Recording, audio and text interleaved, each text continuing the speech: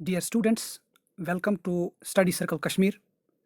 आज हम डिस्कस करेंगे microorganisms, friends and foe, class eighth, science chapter first. So what are microorganisms? Dear students, आपने अपने surroundings में बहुत सारे ऑर्गेनिजम्स देखे होंगे, बहुत सारे किस्म के प्लांट्स देखे होंगे, एनिमल्स देखे होंगे, बर्ड्स देखे होंगे। लेकिन इनके अलावा कुछ ऐसे भी ऑर्गेनिजम्स हैं, कुछ ऐसे भी लिविंग थिंग्स हैं जिन्हें हम अपनी आंखों से नहीं देख सकते हैं। ऐसे ऑर्गेनिजम्स को हम कहते हैं माइक्रो ऑर्गेनिजम्स और माइक्रोब्स। इन्हें हम अपनी आंखों से इसलिए नहीं देख सकते हैं क्योंकि ये बहुत ज़्यादा छोटे होते हैं, ठीक है। एंड इन्हें देखने के लिए हमें माइक्रोस्कोप का इस्तेमाल करना पड़ता है। माइक्रोस्कोप एक ऐसी डिवाइस होती है, एक ऐसी मशीन होती है जिससे हम छोटी छोटी चीज़ों को मैग्नीफाई कर सकते हैं, बड़ा कर सकते हैं और फिर उन्हें हम माइक्रोस्कोप के ज़रिए देख सकते हैं और स्टडी कर सकते हैं। सो जो माइक्रो ऑर्गेनिजम्स होते हैं, या तो वो एक सेल के बने होंगे या तो एक से ज़्यादा सेल्स के बने होंगे। अगर वो एक सेल से बने हैं तो हम उन्हें कहते हैं यूनिसेलुलर। अगर एक से ज़्यादा सेल्स के बने हैं तो हम उन्हें कहते हैं मल्टी सेलुलर, ठीक है। क्योंकि सारे ऑर्गेनिज्म जो होते हैं, सारे लिविंग ऑर्गेनिज्म जो होते हैं, जो लिविंग थिंग्स होते हैं, वो सब सेल्स के बने होते हैं, ठीक है। उनका जो बेसिक स्ट्रक्चर होता है वो सेल्स का होता है। ये आपने 6th और 7th क्लास में पढ़ा होगा। एंड माइक्रो ऑर्गेनिजम्स जो होते हैं वो रहते हैं या तो कॉलोनीज में होंगे, उनके ग्रुप्स होंगे, या तो वो अकेले होंगे, ठीक है। और माइक्रो ऑर्गेनिज्म जो होते हैं वो तकरीबन हर किस्म के एनवायरनमेंट में पाए जाते हैं, ठीक है। चाहे कहीं पे ज़्यादा कोल्ड हो, गर्मी हो, डेजर्ट्स हो, मार्श या मडी लैंड्स हो, इवन जो बाकी ऑर्गेनिजम्स होते हैं, प्लांट्स होते हैं, एनिमल्स होते हैं, ह्यूमन बींग्स होते हैं, उनके अंदर भी माइक्रो ऑर्गेनिजम्स होते हैं। यस, जो ह्यूमन बॉडी होती है, जो इंसान होता है, इंसान के अंदर भी कुछ माइक्रो ऑर्गेनिजम्स पाए जाते हैं, ठीक है। आगे बढ़ते हैं। डियर स्टूडेंट्स, रेनी सीजन में, बारिश के मौसम में, गर्मी के मौसम में आप देखते हैं कि हमारे घरों के अंदर जो रोटी होती है, ठीक है, जो ब्रेड होती है, वो अक्सर खराब हो जाती है, ठीक है। अगर ब्रेड गीली हो, ठीक है, वो मॉइस्ट हो, तो कुछ दिनों के बाद उसके सरफेस पे कुछ ग्रीन, ग्रेइश, वाइट पैचेस जो हैं वो उसके सरफेस पे आते हैं, ठीक है। यही पैचेस जो होते हैं ये माइक्रो ऑर्गेनिजम्स होते हैं। हम इन्हें माइक्रोस्कोप के अंडर स्टडी कर सकते हैं। ये होता है एक माइक्रोस्कोप जो आपने अपने स्कूल में देखा होगा। इसको हम यूज़ करते हैं स्मॉल ऑब्जेक्ट्स को देखने के लिए, लाइक माइक्रो ऑर्गेनिजम्स। और माइक्रो ऑर्गेनिजम्स को हम क्लासिफाई करते हैं, उनके हमने 4 ग्रुप्स बनाए हैं: bacteria, fungi, protozoa and algae, ठीक है।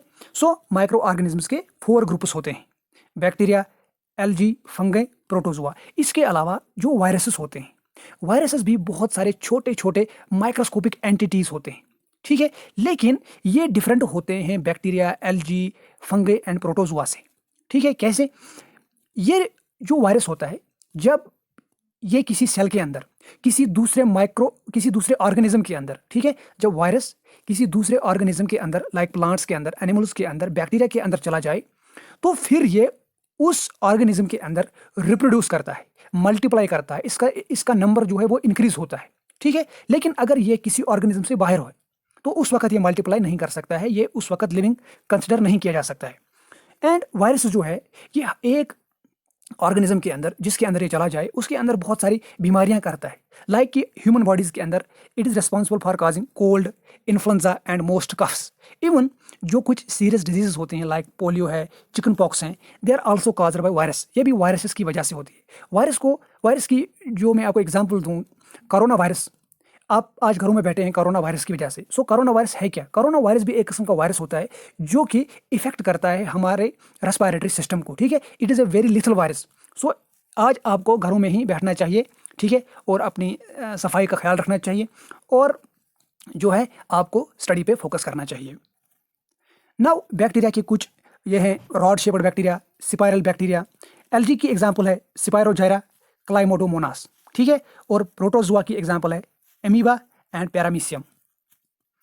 फंगाई की एग्जांपल है ब्रेड मोल्ड, पेनिसिलियम, एस्परगेलस, ठीक है। आगे बढ़ते हैं। और ये स्ट्रक्चर जो है ये कोरोना वायरस का स्ट्रक्चर है, और ये है वायरल पार्टिकल्स के स्ट्रक्चर, ठीक है, वायरसेस का स्ट्रक्चर है।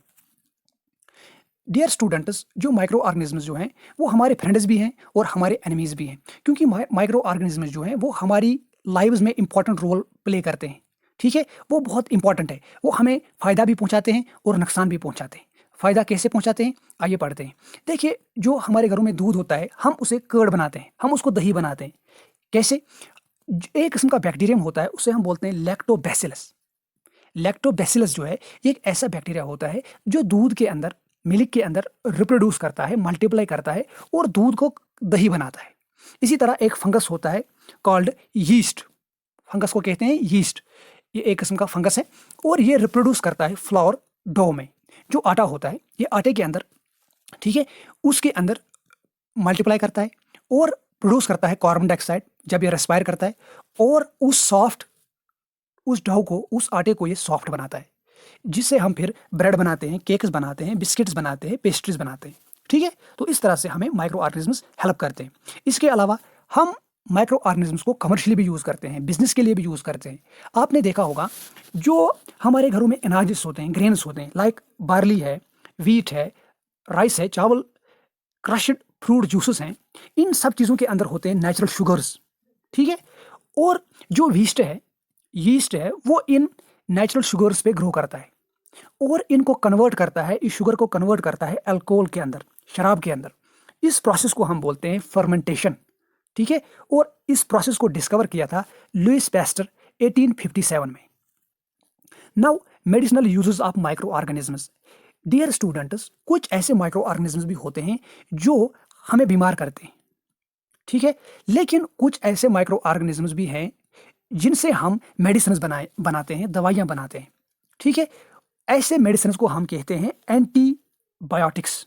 ठीक है, एंटीबायोटिक्स ऐसे मेडिसिन होते हैं जो हम माइक्रो ऑर्गेनिजम्स जिनका सोर्स होता है, और ये किल करते हैं ऐसे माइक्रो ऑर्गेनिजम्स को जो हमें बीमार करते हैं। एंटीबायोटिक्स की एग्जाम्पल है penicillin, streptomycin, tetracycline and erythromycin. ठीक है, टेट्रासाइक्लिन। नाउ जब हम बीमार पड़ते हैं तो हम दवाई खाते हैं, ठीक है, हम मेडिसिन लेते हैं, लेकिन एंटीबायोटिक्स खाने से पहले हमें कुछ प्रिकॉशंस लेनी होती है। सबसे पहले एंटीबायोटिक्स हमें तब लेनी चाहिए जब हमें एडवाइस करे एक क्वालिफाइड डॉक्टर। ठीक है, एंड जितने दिन तक हमें प्रेस्क्राइब करेगा डॉक्टर एंटीबायोटिक्स, तो हमें उनका कोर्स जो है कंप्लीट करना है। ठीक है, जितने दिनों तक डॉक्टर साहब ने कहा होगा कि एंटीबायोटिक्स लीजिए, उतने दिन तक हमें उसका कोर्स कंप्लीट करना है। क्योंकि अगर हम एंटीबायोटिक्स को उस वक्त यूज़ करेंगे जब हमें उनकी ज़रूरत ना हो, या हम उनका रॉन्ग डोजेज लें, इससे क्या होता है कि जो ये एंटीबायोटिक होता है, ये मेडिसिन होता है, ये लेस इफ़ेक्टिव हो जाता है। अगर हम खुदा ना करे फ्यूचर में फिर कभी बीमार होते हैं तो ये एंटीबायोटिक जो है फिर इफ़ेक्टिव नहीं होता है, फिर हमें ये अच्छी तरह ठीक नहीं कर पाता है। ओके, सो हमें एंटीबायोटिक्स जब डॉक्टर साहब रिकमेंड करे तो हमें पूरी दवाई खानी चाहिए। एंड एंटीबायोटिक जो है हमें अननेसेसरली यूज़ नहीं करनी चाहिए, क्योंकि जो हमारी बॉडी के अंदर बेनिफिशियल बैक्टीरिया होते हैं ये उनको किल करता है। इन एंटीबायोटिक्स का एक जो है नुकसान भी है, नुकसान कह सकते हैं हम कि ये वायरसेस के खिलाफ काम नहीं करती हैं। ठीक है, वायरसेस के खिलाफ ये इफेक्टिव नहीं है, जैसे कि कोल्ड है, फ्लू है। ठीक है, नाउ सबसे पहले एंटीबायोटिक जो है पेनिसिलिन डिस्कवर किया था अलेक्जेंडर फ्लेमिंग ने। ठीक है, 1929 में वो काम कर रहे थे on a culture of disease causing bacteria पे। ठीक है, सडनली क्या हुआ कि जो उसका एक प्लेट था, कल्चर प्लेट्स पे spores of a little green mould जो है वो उस पर गिर गए। एक micro organism called little green mould, उसके कुछ स्पोर जो हैं एक कल्चर प्लेट पे गिर गए, जिसकी वजह से जो उस कल्चर प्लेट में बैक्टीरिया थे उनकी ग्रोथ जो है वो रुक गई। इवन कुछ बैक्टीरिया जो हैं वो किल भी हो गए। ठीक है, और इस तरह से जो है पेनिसिलिन जो है वो डिस्कवर हुई थी, वो बनाई गई थी। Now vaccine. Dear students, vaccine को समझने के लिए आपको मैं एक एग्जांपल दूंगा। देखिए, जब हमारी बॉडी के अंदर कोई डिजीज काजिंग माइक्रोब चला जाए तो हमारी बॉडी क्या करती है, उसको किल करने के लिए, उसको फाइट करने के लिए कुछ सब्सटेंसेस बनाती है। उन सब्सटेंसेस को हम कहते हैं एंटीबॉडीज। ये एंटीबॉडीज उन डिजीज कॉजिंग माइक्रोब्स के खिलाफ काम करती है, फाइट करती है और हमें प्रोटेक्ट करती है। ठीक है, और हमारी बॉडी इन रिमेंबर भी करती है, याद भी रखती है, ताकि अगर दोबारा कहीं ये माइक्रोब हमारी बॉडी के अंदर आए तो वो उसको किल कर सकें। सो अगर हम डेड या वीकेंड माइक्रोब्स, ठीक है, वो एक हेल्थी पर्सन, एक आदमी जो सेहतमंद है, उसके अंदर हम डेड माइक्रोब्स को यहाँ से इंजेक्ट करें तो क्या होगा, उसकी बॉडी जो है वो फाइट करेगी और किल करेगी इन डेड माइक्रोब्स को। और कैसे? उसकी बॉडी में प्रोड्यूस होंगे यही एंटीबॉडीज, और ये एंटीबॉडीज उसकी बॉडी में रहेंगे और उसको प्रोटेक्ट करेंगे डिजीज कॉजिंग माइक्रोब्स से। इस तरह से एक वैक्सीन काम करता है। ठीक है, और several diseases including cholera, tuberculosis, small pox वगैरह, इनके खिलाफ हम वैक्सीनेशन का इस्तेमाल करते हैं। जिस तरह से हम छोटे छोटे बच्चों को पोलियो ड्रॉप्स देते हैं। सो पोलियो ड्रॉप्स होते क्या हैं? पोलियो ड्रॉप्स जो है ये वैक्सीन है and it is given hourly. Now micro organisms जो होते हैं, कुछ ऐसे माइक्रो ऑर्गेनिज्म्स भी होते हैं जो हमारी सॉइल की, हमारी जो मिट्टी होती है, अर्थ होती है, उसकी फर्टिलिटी को इंक्रीज करते हैं। यानी जो उसके अंदर फिर हम क्रॉप्स ग्रो करेंगे, उनकी जो पैदावार है, उनकी जो प्रोडक्शन है वो इंक्रीज हो जाएगी।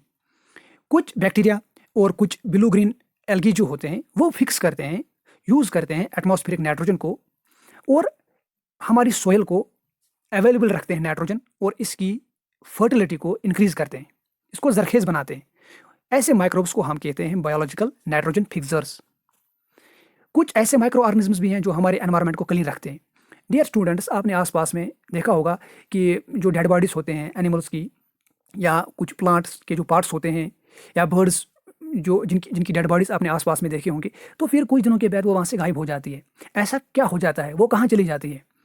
डियर स्टूडेंट्स, क्या होता है कि माइक्रो ऑर्गेनिज्म्स जो हैं वो in dead organic waste of plants and animals पे टूट पड़ते हैं और इनको डिकम्पोज करते हैं और इनको कन्वर्ट करते हैं, इनको चेंज करते हैं इनटू सिंपल सब्सटेंसेस में। ठीक है, और ताकि इन सब्सटेंसेस को फिर जो बाकी प्लांट्स या एनिमल्स है वो इनको अगेन यूज कर सकें। इस तरह से जो माइक्रो ऑर्गेनिज्म्स हैं वो डिग्रेड करते हैं इन हार्मफुल एंड स्मेली सब्सटेंसेस को और हमारे एनवायरनमेंट को क्लीन रखते हैं। ठीक है, नाउ हार्मफुल माइक्रो ऑर्गेनिज्म्स, कुछ माइक्रो ऑर्गेनिज्म्स जो हैं वो हार्मफुल होते हैं, वो नुकसानदेह होते हैं। ऐसे डिजीज कॉजिंग माइक्रो ऑर्गेनिज्म्स को हम कहते हैं पैथोजेनस। ठीक है, कुछ माइक्रो ऑर्गेनिज्म्स जो ह्यूमन बींग्स के अंदर, इंसानों के अंदर, प्लांट्स के अंदर और बाकी एनिमल्स के अंदर बीमारियां करते हैं, उन्हें हम कहते हैं पैथोजेनस। ये हमारी बॉडी में कैसे चले जाते हैं? एयर के जरिए, या जो हम पानी पीते हैं, या जो हम फूड खाते हैं अगर वो कंटेमिनेट हो। और इसके अलावा अगर कोई इंसान बीमार है, ठीक है, तो उस बीमार आदमी से दूसरे जो इंसान है उसको भी लग सकता है अगर वो उसके कांटेक्ट में आए। सो जो माइक्रोबियल डिजीजेस होते हैं ये फैलती हैं एक बीमार इंसान से, एक इन्फेक्टेड पर्सन से, to a healthy person through air, water, food और फिजिकल कंटैक्ट। ऐसी डिजीज को हम बोलते हैं कम्युनिकेबल डिजीजेस। ठीक है, क्या कहते हैं? Communicable diseases. एग्जाम्पल है कॉलरा है, कॉमन कोल्ड है, चिकन पॉक्स है एंड ट्यूबरक्लोसिस है। Now harmful microorganisms, dear students, कुछ इंसेक्ट्स, ठीक है, कुछ कीड़े, कुछ एनिमल्स, वो एक्ट करते हैं एज कैरियर्स, ठीक है, इन माइक्रोब्स के लिए। जो ये माइक्रोब्स होते हैं वो इनको एक जगह से दूसरी जगह जो है फैलाते हैं। एग्जाम्पल है हाउस फ्लाई जो हमारे घरों में होती है। वो क्या करती है? वो गार्बेज पे या एनिमल एक्सक्रीटा पे जो है उसके ऊपर बैठती है और उसके अंदर जो पैथोजेनस होते हैं वो उसकी बॉडी से चिपक जाते हैं। फिर वो जब फूड पे बैठती है तो वो पैथोजेनस फूड के अंदर चले जाते हैं। अगर कोई उस ऐसे फूड को खाए तो वो बीमार हो सकता है। इसी तरह मॉस्किटो जो हमारे घरों में होता है, मच्छर, वो क्या करता है? वो भी बीमारियों को फैलाता है। एग्जाम्पल है फीमेल एनाफिलस मॉस्किटो। ये कैरी करता है, ये फैलाती है मलेरिया को, ठीक है, जो मलेरियल पैरासाइट है उसको ये कैरी करती है। एंड जो डेंगू वायरस है उसको भी एक मॉस्किटो ही, फीमेल ईडीज मॉस्किटो जो है कैरी करती है और एक जगह से दूसरी जगह से फैलाती है। Now some common human diseases caused by microorganisms. Example tuberculosis, इसका कॉजेटिव माइक्रो ऑर्गेनिज्म है बैक्टीरिया और मोड ऑफ ट्रांसमिशन है एयर। ठीक है, measles, chickenpox and polio ये वायरल डिजीजेस हैं। Cholera and typhoid bacterial diseases हैं। Hepatitis A है वायरस डिजीज और मलेरिया है प्रोटोजोन। ठीक है, ये इन डिजीज़ का, ये ह्यूमन डिजीज़ हैं जो इंसानों के अंदर बीमारियां होती है। ये कॉजेटिव ऑर्गेनिज्म है कि बैक्टीरिया करता है, प्रोटोजोन करता है कि वायरस करता है, और ये मोड ऑफ ट्रांसमिशन कैसे फैलती है, और यह है कुछ प्रिवेंटिव मेजर्स। ठीक है, कि हमें अपना पर्सनल हाइजीन का ख्याल रखना चाहिए, गुड सैनिटरी हैबिट्स, और हमें अपना फूड प्रॉपर्ली कुक करना चाहिए, जो वाटर है उसको बॉयल करना चाहिए, और हम वैक्सीनेशन भी दे सकते हैं। नाउ कुछ ऐसे माइक्रो ऑर्गेनिजम्स होते हैं जो प्लांट्स और ह्यूमंस के अलावा बाकी एनिमल्स को भी डिजीजेस करते हैं। एग्जाम्पल है एंथ्रैक्स। ठीक है, ये एक बैक्टीरियम से होती है। इसी तरह फुट एंड माउथ डिजीज़ जो है कैटल की, जो हमारे घरों में मवेशी होते हैं, it is caused by virus. ठीक है, और एंथ्रैक्स डिजीज़ जो है इसको डिस्कवर किया था रॉबर्ट कूच ने 1876। बैक्टीरियम का नाम है बैसिलस एंथ्रेसिस। इसी तरह माइक्रो ऑर्गेनिजम्स प्लांट्स के अंदर भी डिजीजेस करते हैं, लाइक वीट, राइस, पोटैटो वगैरह में, और इनकी पैदावार को कम करता है। हम यूज़ करते हैं केमिकल्स का ताकि इन माइक्रोब्स को किल किया जाए और हमारे जो प्रोडक्शन है वो कम ना हो। Now some common plant diseases जो माइक्रो ऑर्गेनिज्म करते हैं प्लांट्स के अंदर। एग्जाम्पल है सिट्रस कैंकर, ये बैक्टीरियल डिजीज है, मोड ऑफ ट्रांसमिशन है एयर। इसी तरह रस्ट ऑफ व्हीट है जो फंगस की वजह से होती है, और येलो वेन मोज़ेक ऑफ भिंडी। ठीक है, ये सारी डिजीज होती हैं प्लांट्स के अंदर। एक important topic, food preservation. Dear students, food जो है वो ख़राब होता है माइक्रो ऑर्गेनिज्म्स की वजह से, और हमारी फूड को वो जब ख़राब होता है तो उसके अंदर से बैड स्मेल आती है, उसके अंदर से उसका बैड टेस्ट होता है, और फूड पॉइजनिंग हो सकती है। सो हम अपने फूड को प्रिजर्व करते हैं by different methods. Chemical method, इसमें हम क्या करते हैं, हम कुछ केमिकल्स का इस्तेमाल करते हैं, like sodium benzoate, sodium metabisulphide. इन केमिकल्स को हम बोलते हैं प्रिजर्वेटिव्स। इसी तरह हम कॉमन साल्ट, जो हमारे घरों में नमक होता है, उसका भी इस्तेमाल कर सकते हैं। शुगर सोल्यूशन भी यूज़ कर सकते हैं। ऑयल एंड विनेगर का इस्तेमाल भी कर सकते हैं, विनेगर।